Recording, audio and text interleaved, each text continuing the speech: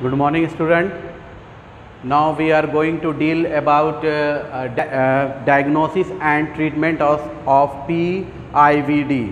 जैसा कि मैंने पहले पढ़ाया था PIVD के बारे में, उसका काउजेस क्या होता है और कितने तरह का होता है, उसका क्लिनिकल फीचर क्या है और क्या क्या उसमें प्रॉब्लम होता है PIVD में। तो अब हम लोग उसके, जैसा कि मैंने पहले बताया कि PIVD कितने तरह का होता है, 4 तरह का होता है। 4 तरह का में एक होता है एनुलर टीयर होता है, प्रोट्रूजन होता है, एक्सट्रूजन होता है और सिक्वेस्ट्रेशन होता है। तो ये 4 तरह का होता है इसमें। तो सिक्वेस्ट्रेशन जो है लास्ट स्टेज है जिसमें सर्जरी एकदम ज़रूरी होती है।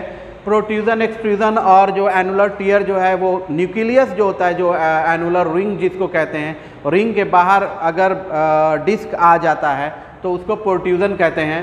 तो अगर रिंग के अंदर रहा तो आपके प्रोट्रूजन हुआ, अगर बाहर आ गया तो एक्सट्रूजन हुआ, और ज़्यादा प्रॉब्लम हो गया तो वो हो गया आपके सिक्वेस्ट्रेशन हो गया।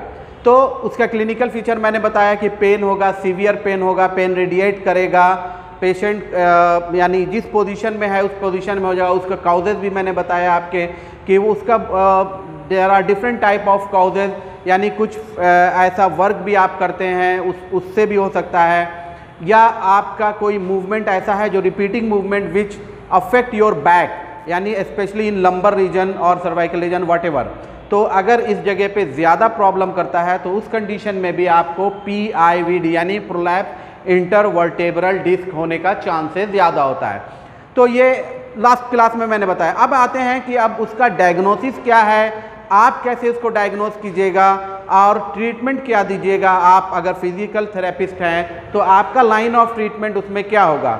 तो इस कोई भी ट्रीटमेंट शुरू करने से पहले, कोई भी प्रोसीजर शुरू करने से पहले you have to know the clinical feature, you have to know full examination of the patient, physical examination, neurological examination and investigation. तो ये सारी चीज़ जब आपके पास अवेलेबल होगी तब आप एक प्लानिंग कर सकते हैं कि अब इस पेशेंट को हम क्या ट्रीटमेंट दें।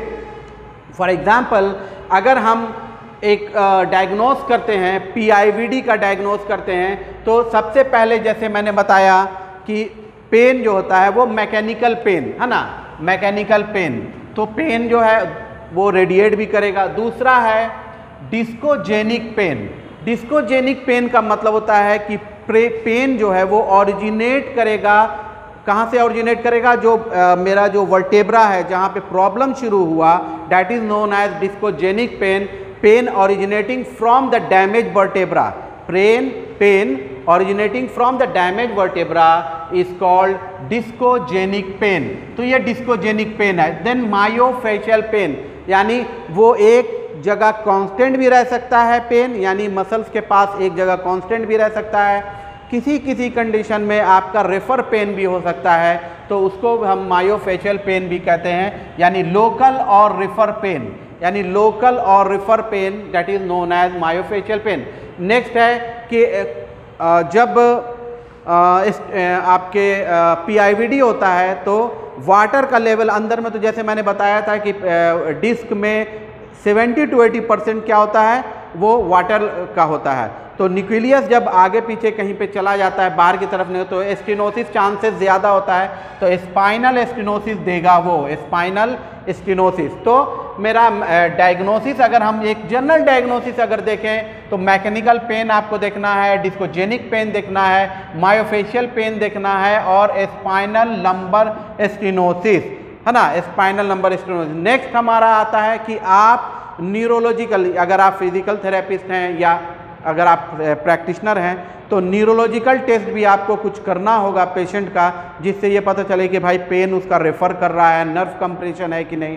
तो न्यूरोलॉजिकल केस में हम सबसे पहले करेंगे SLR टेस्ट। इसको बोलते हैं straight leg raising test. Straight leg raising, patient को क्या करना है, बेड पे लेटा देना है। अगर कोई आदमी को भी अपने भी लगता है कि भाई हमको कहीं डिस्क प्रोलैप्स तो नहीं हुआ, तो इस कंडीशन में वो भी पेशेंट खुद भी टेस्ट कर सकता है, अपना बेड पे लेट जाए, यानी सुपाइन पोजीशन में, जिसको चित बोलते हैं, सुपाइन पोजीशन में लेट जाए और लेटने के बाद अपना जो लेग है वो स्ट्रेट आगे की तरफ उठाए, वो देखे कि कितने दूर तक वो जा रहा है और कितने डिग्री पे वो उसका डिग्री जो है या पेन उसको कितने डिग्री पे महसूस हुआ।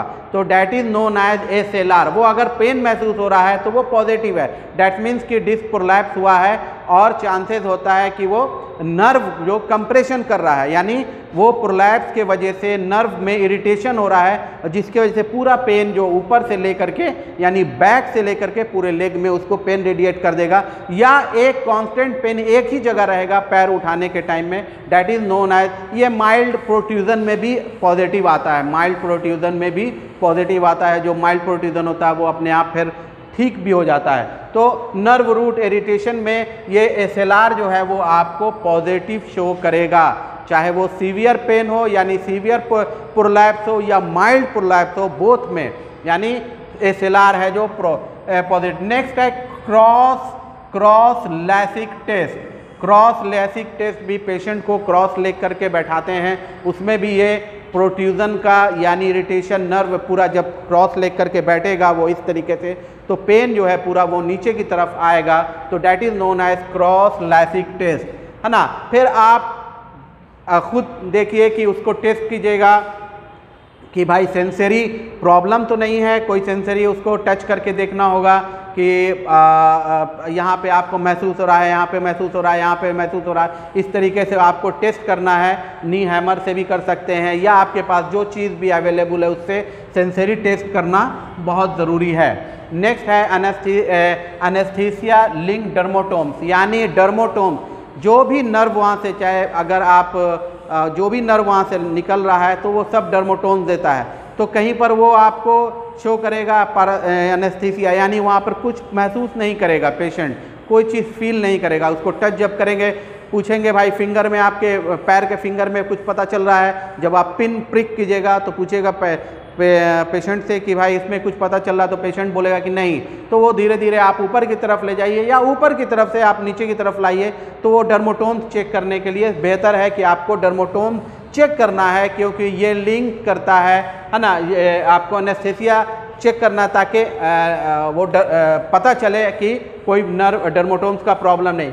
दूसरा है कि जब बहुत कुछ 4-5 दिन 6 दिन हो जाता है तो वीकनेस ऑफ मसल्स भी आने लगता है लोअर लिम्ब में, है ना, चाहे वो ग्लूटियल रीजन में हो जाए या आपके क्वाड्रिसेप्स में हो जाए या काफ मसल्स में हो जाए, तो आपके मसल्स वीकनेस का भी चांसेस प्रोलैप्स में है, तो ये भी एग्जामिनेशन हमको करना है। तो मसल्स का चाहे वो फ्लैसिड में देखिए या मसल्स का पावर चेक कीजिए, तो वो भी आप कर सकते हैं। नेक्स्ट है कि टेंडन रिफ्लेक्स, है ना, नी टेंडन रिफ्लेक्स आप चेक कीजिए, तो क्या होगा कि मे बी एग्जैजरेटेड रहेगा, ज़्यादा बढ़ा रहेगा। जब उसको टेंडन रिफ्लेक्स पे नी के पास आप मारेंगे तो वो एग्जैजरेटेड करेगा यानी हिलेगा, तो उसको हम बोलते हैं मे बी उसको अल्टर्ड टेंडन रिफ्लेक्स, यानी टेंडन रिफ्लेक्स जो है वो ख़राब हो गया, है ना। पेशेंट का नेक्स्ट हमारा जो विजुअली है वो देखेंगे, पेशेंट टेढ़ा होकर के आएगा, पेशेंट टेढ़ा होकर के आएगा यानी स्कोलियोसिस उसमें डेवलप हो गया, but it is temporary scoliosis, यानी एक्वायर किया हुआ कि हम अपने आप को पेन से उसको अपने आप को वो प्रोटेक्ट करता है, तो जब वो प्रोटेक्ट करेगा तो उसमें वो स्कोलियोसिस डेवलप हो जाएगा, यानी स्कोलियोसिस डेवलप हो जाएगा, इस तरीके से बेंड कर जाएगा। तो ये मेरा आपके हो गया वो न्यूरोलॉजी एग्जामिनेशन। तो मैंने डायग्नोसिस जब किया तो ये आप देखा कि mechanical pain, discogenic pain, myofascial pain, spinal lumbar stenosis. तो अगर न्यूरोलॉजिकल में हम देखेंगे एसएलआर टेस्ट किया, क्रॉस लेसिक टेस्ट किया, सेंसरी लॉस की देखा, एनेस्थीसिया लिंक टू डर्माटोम्स देखा, मसल वीकनेस उसका देखा, और उसका टेंडन नॉर्मल है या अल्टर्ड है वो देखा, और उसका पोस्चर देखा कि स्कोलियोसिस है। तो ये मेरा एक तरह का डायग्नोस हुआ। नेक्स्ट हमारा इन्वेस्टिगेशन। तो पेशेंट का जब हम इन्वेस्टिगेशन करते हैं, हम तो भेजते हैं, तो आप एक्सरे भी करा सकते हैं, सीटी भी करा सकते हैं, एमआरआई भी करा सकते हैं।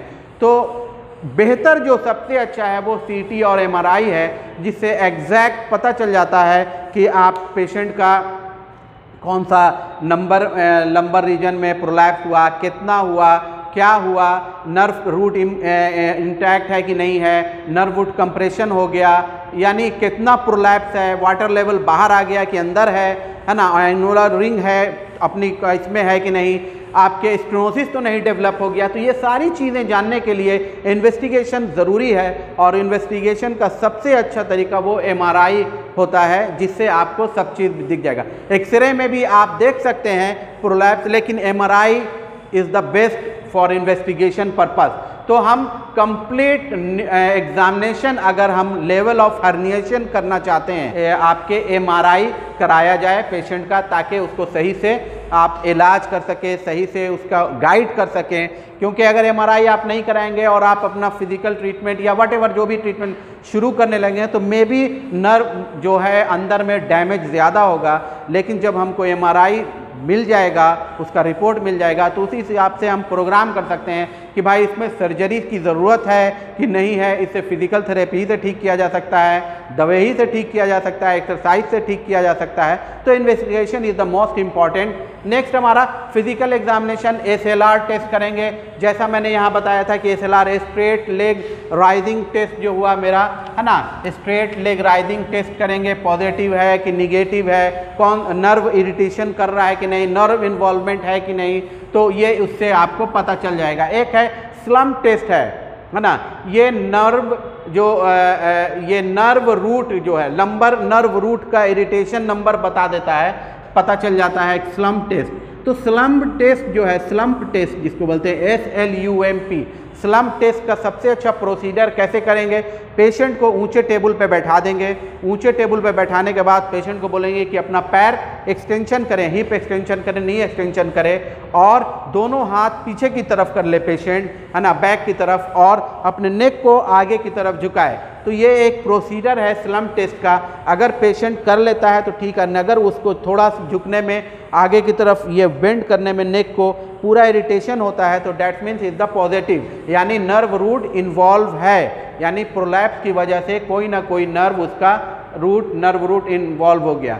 नेक्स्ट है PKB, यानी प्रोन नी बेंडिंग टेस्ट भी बोलते हैं, फीमोरल टेस्ट भी बोलते हैं, फीमोरल टेंशन टेस्ट भी इसको बोलते हैं। तो ये करने का सबसे अच्छा प्रोसीजर है कि पेशेंट को प्रोन लाइन में लेटा दीजिए और एक नी फ्लेक्स कर करके, है ना, फ्लेक्स करके आप देखेंगे और स्टेबलाइज कीजिए उसके हिप यहाँ पर ट्रंक के पास स्टेबलाइज करके, और नी को फ्लेक्स कीजिएगा। तो उसमें भी जो फीमोरल नर्व है उसको, फीमोरल नर्व में भी उसको प्रॉब्लम होगा, ये वो बता देगा, है ना। फीमोरल नर्व टेंशन टेस्ट भी इसको बोलते हैं, इसीलिए कि फीमोरल नर्व में उसको टेंशन आएगा, पेन फील करेगा। तो ये इतने तरह का, यानी फिजिकल एग्जामिनेशन SLR है, स्लम्प है, PKB है, और फीमोरल टेंशन टेस्ट, यानी PKB और फीमोरल टेंशन। तो ये सारी चीज़ें से, और भी आप ब्लड टेस्ट भी करा सकते हैं, जिसका इन्वेस्टिगेशन से आप कोई ये है नहीं, लेकिन करा सकते हैं कि ब्लड टेस्ट से भी बहुत सारी बीमारी का पता चल जाता है ना, वो भी आप करा सकते हैं जिसको ब्लड इन्वेस्टिगेशन में। तो अब उसके बाद अगर हम ये सारा एग्ज़ामिनेशन कर लेते हैं, सारा टेस्ट कर लेते हैं, तब उसके बाद हमारा रोल आता है कि अब हम ट्रीटमेंट क्या दें। तो ट्रीटमेंट यहाँ दो तरह का होता है, एक कंजर्वेटिव ट्रीटमेंट होता है और दूसरा सर्जिकल ट्रीटमेंट होता है। तो हम तो बात करेंगे कंजर्वेटिव ट्रीटमेंट की, सर्जिकल ट्रीटमेट तो हम लोगों से रिलेटेड है नहीं। तो हम अगर कंजर्वेटिव ट्रीटमेंट जाएंगे तो कंजर्वेटिव ट्रीटमेंट में एक मेडिसिन का आता है एक रेशियो, और दूसरा आपका फिजिकल थेरेपी में आता है। तो फिजिकल थेरेपी में आपको एक्सरसाइज प्लस मशीनें जो इस्तेमाल होती हैं वो है। अगर हम मेडिकल ट्रीटमेंट की बात करें तो मेडिकल ट्रीटमेंट में आप दवा दीजिए उनको, NSAID non steroid anti inflammatory drug दिया जा सकता है। जनरली ये पेन के लिए देते हैं, non steroid anti inflammatory drug है। स्टेरॉयड भी किसी किसी में देते हैं, मसल रिलैक्सेंट देते हैं, नर्व स्टिमुलेटर देते हैं, है ना। तो ये सारी चीज़ें मेडिसिन दिया जा सकता है ताकि पेन सबसाइड करे और पेशेंट जल्द से जल्द दुरुस्त हो जाए। उसके बाद अगर हम आते हैं फिजिकल थेरेपी में, तो फिजिकल थेरेपी में there are number of treatment where we can use number of machine also. तो फिजिकल थेरेपी में सबसे पहले है कि हम इसको इस्तेमाल करें exercise. Exercise is the best for prolapse. तो अब ये ज़रूर देखना होगा कि प्रोलैप्स पुराना है कि कोई पेशेंट को अभी आपके पास आया कि सर हमको प्रोलैप्स हो गया, तो आपको हमको तो पता नहीं है, वो पुराना भी हो सकता है, अगर स्कैन कराएगा तो पुराना प्रोलैप्स भी दिखेगा, है ना, कभी कभी दिखता है वो पुराना MRI में भी आप पुराना प्रोलैप्स हो गया है, अभी अगर MRI कराएगा तो भी वो प्रोलैप्स दिखेगा। तो आपको ये डिपेंड करना है, देखना है कि क्या कौन सी एक्सरसाइज दी जाए, एक्सटेंशन एक्सरसाइज देना है, फ्लेक्शन एक्सरसाइज देना है ना। तो ये इम्पॉर्टेंट है कि पेशेंट को डायग्नोस करते समय ये देखा जाए कि इसको कौन से एक्सरसाइज की ज़रूरत होती है पेशेंट को। ये नहीं कि अपना शुरू कर दिया कि आते के साथ पेशेंट को हाँ लेटिए ये ट्रीटमेंट शुरू कर दिया जाए, है ना। तो अब है कि फिजिकल थेरेपी में एक बहुत इम्पॉर्टेंट जो आता है वो आता है ट्रैक्शन, है ना, पेल्विक ट्रैक्शन मोस्ट इम्पॉर्टेंट, या ट्रैक्शन अगर हम बात करें तो traction is the most important in prolapse, disc prolapse. तो ट्रैक्शन या तो ये कंटिन्यूअस दिया जा सकता है या इंटरमीडिएट भी दे सकते हैं। तो कंटिन्यूअस भी दे सकते हैं, इंटरमीडिएट भी दे सकते हैं। तो अब ये डिसीजन MRI देखने के बाद, पेशेंट का कंडीशन देखने के बाद ही डिसीजन लिया जा सकता है कि इसको कंटिन्यूअस ट्रीटमेंट चाहिए या इंटरमीडिएट। कंटिन्यूअस ट्रीटमेंट का सबसे अच्छा जो है वो होम है, घर में ही रखा जाए, घर में रख करके उसको कंटिन्यूअस ट्रीटमेंट दिया जाए। कंटिन्यूअस ट्रीटमेंट में बीच बीच में आधा घंटा इसका इंटरवल दे करके ताकि उसका मसल थोड़ा रिलैक्स हो जाए। तो कंटिन्यूअस ट्रीटमेंट अगर प्रोलैप्स में देते हैं तो हमको लगता है कि 1 से 2 वीक में पेशेंट 50% रिकवर कर जाएगा, 50%, अगर सेक्वेस्ट्रेशन नहीं है, यानी बहुत ज़्यादा प्रॉब्लम नहीं है। तो अगर नॉर्म प्रोट्रूजन हुआ है, सिर्फ एक्सट्रूजन की बात हम नहीं कर रहे हैं, हम प्रोट्रूजन की बात कर रहे हैं, तो प्रोट्रूजन में इंटरमीडिएट लंबर ट्रैक्शन अगर दिया जाए, क्लिनिक पे पेशेंट आ जाए, तो ये इस कंडीशन में भी पेशेंट को बहुत बेनिफिट होगा। यहाँ आप अगर कंटिन्यूअस ट्रीटमेंट दे रहे हैं तो साथ में उसको IFT दीजिए, टेंस भी दे सकते हैं, अगर रेडिएटिंग पेन है तो टेंस दीजिए, है ना। तो ये और हीटिंग पैड में आप इस्तेमाल कर सकते हैं, हॉट पैड इस्तेमाल कर सकते हैं, हॉट पैक, है ना, मॉइस्ट हीट पैक जिसको बोलते हैं, अगर घर में अवेलेबल है तो मॉइस्ट हीट पैक दिया जाए, उससे बेहतर है कि वो उसका काम क्या है कि पेन रिलीफ होगा, पेशेंट का सर्कुलेशन बनेगा वहाँ पर, और मसल जो स्पाज्म हुआ है वो कम होगा। तो ये सबसे अच्छा है। अब अगर पेशेंट कोई ट्रीटमेंट आपके डिपार्टमेंट में, फिजिकल थेरेपी के डिपार्टमेंट में लेता है, तो इंटरमीडिएट ट्रैक्शन के साथ IFT दिया जाए, है ना, टेंस दिया जाए, और SWD भी दे सकते हैं, माइक्रोवेव भी दे सकते हैं। अगर एक पर्टिकुलर पॉइंट पे पेन है, यानी जहाँ पर पेशेंट का प्रोलैप्स हुआ है, अगर पेशेंट बोलता है कि भाई यहाँ पर एक पर्टिकुलर पॉइंट पे मेरे को बहुत ज़्यादा पेन है, तो we can use ultrasound therapy, है ना। अल्ट्रासाउंड थेरेपी आप दे सकते हैं, वो भी एक बहुत ही बेनिफिशियल है। तो ये आपके अल्ट्रासाउंड थेरेपी है और आपके IFT है ये, और टेंस, ये बहुत इम्पॉर्टेंट है। जिससे इसके साथ साथ इम्पॉर्टेंट है एक्सरसाइज फ्लेक्शन कंडीशन में भी और एक्सटेंशन कंडीशन में भी। फ्लेक्शन कंडीशन और एक्सटेंशन कंडीशन ये दोनों दे सकते हैं, लेकिन जब तक के आप पेशेंट पे प्रोलैप्स नहीं देख लीजिए, क्या कंडीशन है नहीं देख लीजिए, उसी हिसाब से हम ये लाइन ऑफ ट्रीटमेंट स्टार्ट करेंगे, है ना। पोस्ट स्पाइनल एक्सटेंशन एक्सरसाइज, है ना, और डीप एब्डोमिनल एक्सरसाइज, ये सारी चीज़ें डिपेंड करिए, एक्सरसाइज प्योरली डिपेंड है। किसी किसी कंडीशन में स्ट्रेचिंग भी दिया जा सकता है, स्ट्रेचिंग भी दे सकते हैं, है ना। जैसे अगर पोस्टेरियर डिस्क प्रोलैप्स होता है, जैसे पोस्टेरियर डिस्क प्रोलैप्स हुआ, तो आप दीजिए उनको एक्सटेंशन एक्सरसाइज दीजिए। एक्सटेंशन एक्सरसाइज अगर देना कब है, एक्सटेंशन एक्सरसाइज अगर पोस्टेरियर डिस्क प्रोलैप्स होता है तो आप एक्सटेंशन, पोस्ट स्पाइनल एक्सरसाइज जिसको बोलते हैं, पोस्ट स्पाइनल एक्सटेंशन एक्सरसाइज दीजिए। और अगर डिस्क प्रोलैप्स अगर एंटेरियरली होता है, अगर डिस्क प्रोलैप्स एंटेरियरली होता है तो आप फ्लेक्शन वाला एक्सरसाइज दे सकते हैं, आप फ्लेक्शन वाला एक्सरसाइज दीजिए। फ्लेक्शन एक्सरसाइज आप दे सकते हैं। तो ये सारा एक्सरसाइज का हुआ। आप मोडालिटीज़ में आप ट्रैक्शन इस्तेमाल कर सकते हैं, IFT इस्तेमाल कर सकते हैं, टेंस इस्तेमाल कर सकते हैं, अल्ट्रासोनिक इस्तेमाल कर सकते हैं। तो ये और कहीं कहीं शॉर्ट वेव भी आप इस्तेमाल कर सकते हैं। शॉर्ट वेव भी वो आपके पेन रिलीफ करेगा, वो भी बहुत इम्पॉर्टेंट है। लेकिन सबसे अच्छी चीज़ है वो IFT, टेंस और US। और अगर डिपेंड कर रहा है कि प्रोलैप्स कैसा है तो वो ट्रीटमेंट हम ट्रैक्शन पे भी ट्रैक्शन दे सकते हैं। नेक्स्ट हमारा, अगर हम ये सारी चीज़ें जो भी लाइन ऑफ ट्रीटमेंट हमने दिया, डायग्नोज किया, अगर इन सारी चीज़ों से अगर पेशेंट को कोई फ़ायदा अगर नहीं हो रहा है, कोई फ़ायदा अगर नहीं हो रहा था, then we have to go for surgery, है ना। तो सर्जरी में अगर हम जाएंगे तो एक न्यूरोसर्जन से मिलते हुए, अब न्यूरोसर्जन के पास भी ऑप्शन है, 4 टाइप का सर्जरी इसमें प्रोलैप्स में होता है। एक होता है डिस्टेक्टोमी, लैमिनेक्टोमी, लैमिनोटोमी और फोरामिनोटोमी, है ना। ये 4 तरह का सर्जरी उसमें अब डिपेंड करता है कि MRI देखने के बाद जो सर्जन है, न्यूरोसर्जन, वो क्या डिसीज़न लेते हैं, उसी हिसाब से ये आपके। तो ये आज आपका जो प्रोलैप्स डिस्क है, इसका चैप्टर ख़त्म हो गया। उसका मैंने क्लिनिकल फीचर बता दिया, डेफिनेशन बता दिया, टाइप बता दिया, आपके एग्जामिनेशन बता दिया और लाइन ऑफ ट्रीटमेंट बता दिया। अगर आपको कुछ इस पे कमेंट्स करना है, कुछ पूछना है, तो you can call me on my WhatsApp number which I have given. Thank you.